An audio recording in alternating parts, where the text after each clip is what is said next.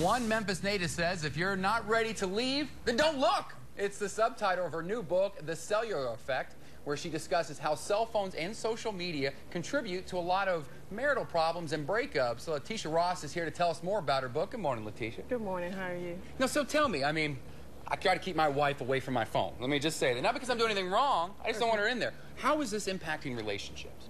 It is, according to Facebook, marriages are declining 70% from now to about 5 years ago.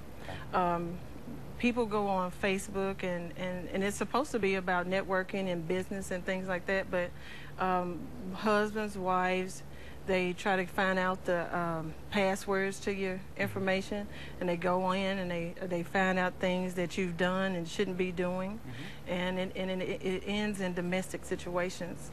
So it's creating almost an atmosphere of just distrust because Yes, you it have is. access to that information. Yes, it is. Well, then what's the solution? What do you do then? I'm married, I mean, and I trust my wife, but at the same time, I mean, you know, what do you have to do? I certainly don't want to be in that 70% increase in divorce. Well, what you need to do is not look.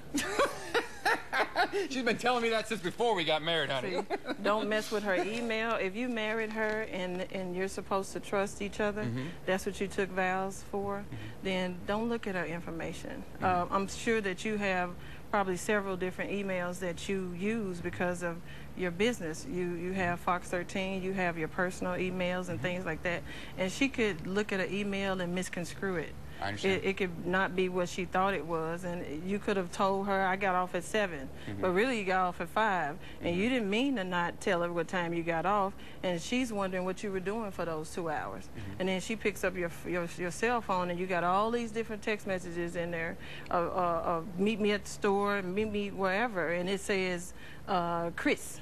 Yeah. Okay, well, Chris could be a woman or Chris could be a man. That's true. And now she's trying to figure out what were you doing for those 2 hours. So there's a cloud of question mark over your head every time you tell her something. Well, what inspired you to want to kind of, take these ideas, save potentially a lot of different relationships, and get involved in this? What made you want to put it to paper?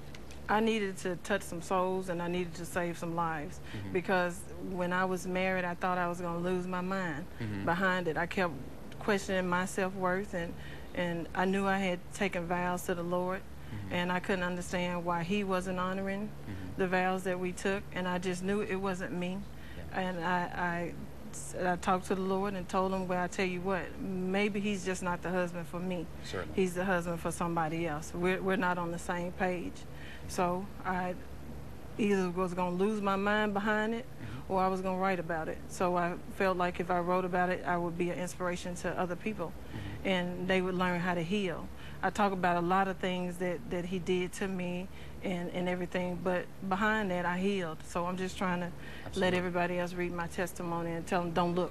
Well, I mean, but how important it is to have open communication in your relationship? I mean, regardless of with all these other social media and electronic outlets, just how important is it just to communicate with your spouse?